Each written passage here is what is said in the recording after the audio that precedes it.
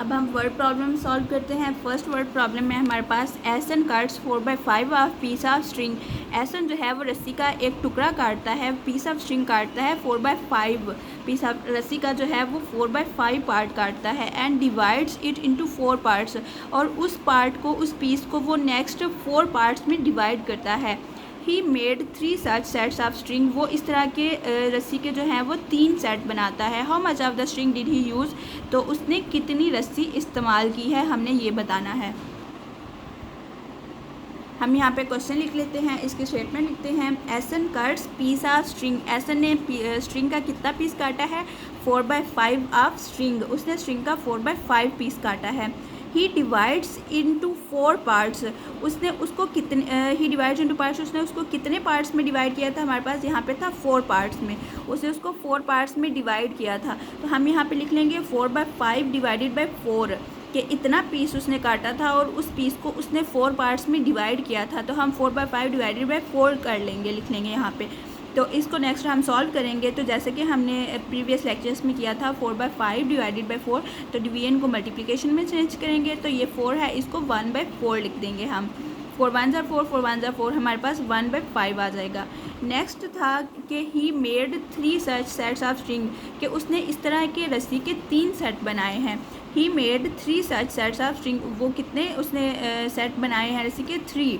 तो यहाँ पे हम मल्टीप्लाई कर देंगे, 3 × 1/5, तो हमारे पास आ जाएगा 3/5 ऑफ द रोप, कि उसने रस्सी का कितना हिस्सा इस्तेमाल किया है, 3/5। नेक्स्ट क्वेश्चन नंबर 2 आपका स्किप है। क्वेश्चन नंबर 3 हम सॉल्व करते हैं। क्वेश्चन नंबर 3 है हमारे पास, सारा spent 1/4 of her pocket money on buying her favourite books.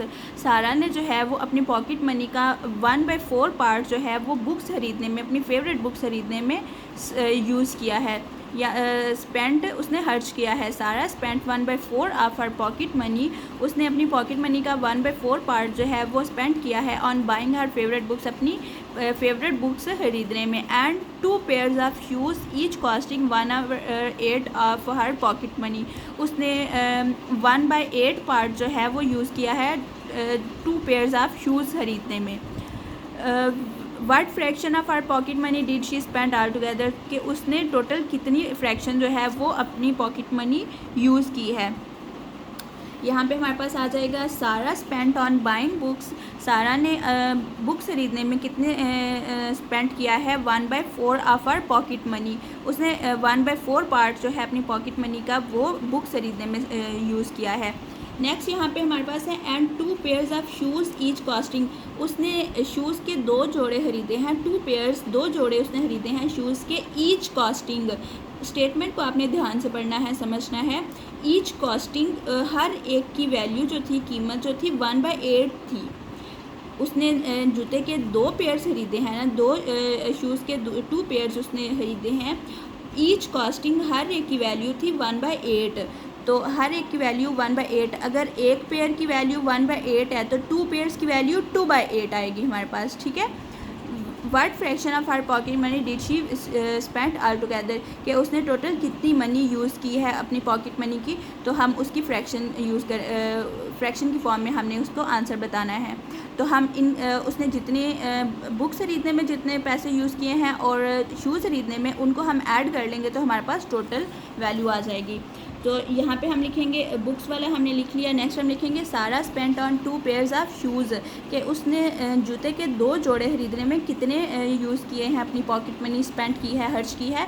अगर एक जो है वो 1/8 रुपीज़ का आ रहा है, या 1/8 उसकी पॉकेट मनी का 1/8 हिस्सा जो है वो आ रहा है, यूज़ हो रहा है शूज़ का एक पेयर खरीदने में, तो अगर उसने 2 पेयर खरीदे हैं तो 2 × 1/8 आ जाएगा, तो हमारे पास 2/8 आ जाएगा।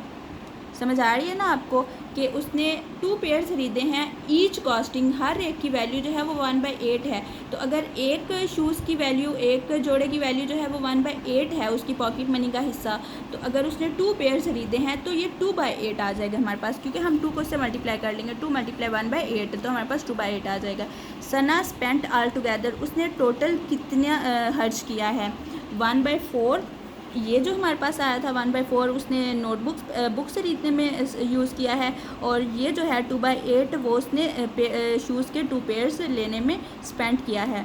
तो हम इन दोनों को ऐड कर लेंगे, 1/4 प्लस 2/8 हम इनको ऐड कर लेंगे। तो आपको पता है कि हम ऐड कैसे करते हैं इनको, हम इनके डिनोमिनेटर को सेम बनाते हैं।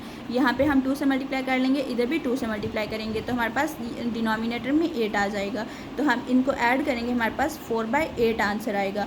4/8 इसकी नेक्स्ट कटिंग हो सकती है, इसको सिंप्लीफाई किया जा सकता है। 4 1 ज़ार 4, 4 2 ज़ार 8, 1/2 उसने अपनी पॉकेट मनी का 1/2 जो है पार्ट है वो स्पेंड किया है, वो खर्च किया है। हमने बताना था फ्रैक्शन में कि उसने अपनी कितनी पॉकेट मनी यूज़ की है, उसने 1/2 of our pocket money use की है। ठीक है, 1/4 जो है उसने वो बुक खरीदने में यूज़ की है, और 2/8 जो है वो उसने शूज़ खरीदने में यूज़ की है। तो इनको हम ऐड करेंगे तो हमारे पास 1/2 आ जाएगा। नेक्स्ट क्वेश्चन नंबर 4 भी हम नहीं करेंगे, वो आपका स्किप है। क्वेश्चन नंबर 5 हम सॉल्व करते हैं। क्वेश्चन नंबर 5 है हमारे पास, Ahmed had 250 story books. Ahmed के पास जो है वो 250 स्टोरी बुक्स हैं। He donated 1/2 of them to a library. उसने उसका 1/2 पार्ट जो है वो लाइब्रेरी को डोनेट कर दिया है, लाइब्रेरी में दे दिया है। He then distributed 1/5 of rest of story books among his friends.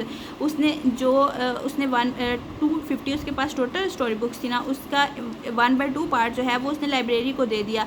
उसके बाद जो बाकी बचेंगी ना बुक्स, उसका 1/5 पार्ट जो है वो अपनी फ्रेंड्स को दे देगा।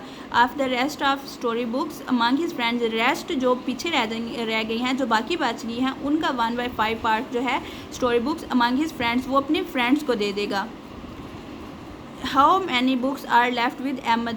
तो अहमद के पास अब कितनी स्टोरी बुक्स रह गई, हम इसको सॉल्व करते हैं। Ahmed had story books, Ahmed के पास कितनी स्टोरी बुक्स थी total, 250। He donated to library, उसमें उसने लाइब्रेरी को जो डोनेट की हैं, कितनी की हैं, 1/2 ऑफ 250 के 250 का 1/2 पार्ट जो है उसने लाइब्रेरी में डोनेट किया है। तो हमने जैसे पीछे पढ़ा था कि 1/2 ऑफ 250 को हम लिख सकते हैं 1/2 मल्टीप्लाई 250। अब इसको हम सॉल्व करेंगे, 2 1 ज़ार 2, 2 1 ज़ार 2, 2 2 ज़ार 4, तो इसमें से 1 बचेगा, 2 5 ज़ार 10, तो हमारे पास 125 आ जाएगा। 125 आंसर आ जाएगा। नेक्स्ट है बुक लेफ्ट विद अहमद। अगर उसने 250 थी ना, 250 में से 125 जो है उसने लाइब्रेरी को दे दी, तो हम 250 में से 125 माइनस कर लेंगे तो 125 रह जाएंगी। अब ये जो 125 रह गई हैं, इसका 1/5 पार्ट जो है वो अपने फ्रेंड्स को दे देता है। रेस्ट हमारे पास 125 रह गई ना। ही डिस्ट्रीब्यूटेड अमंग हिज फ्रेंड्स, उसने अपने फ्रेंड्स को कितनी दी, 1/5। 1/5 ऑफ 125, 1/5 ऑफ ये जो हमारे पास आ गई थी ना, इसको हम लिख लेंगे 125 यहाँ पे। तो इसकी हम कटिंग करेंगे, 5 1 ज़ार 5, 5 2 ज़ार 10, ये 12 था, 2 बचा 25 बन गया, 5 5 ज़ार 25 रह जाएगा यहाँ पे। अब books left with Ahmed, Ahmed के पास कितनी बुक्स रह गई, 125 थी ना, उसने रह गई थी 125 में से 25 उसने अपने फ्रेंड्स को दे दी। तो हम 125 में से 25 माइनस करेंगे तो हमारे पास 100 बुक्स रह जाएंगी। ठीक है, 100 बुक्स आंसर आ जाएगा हमारे पास।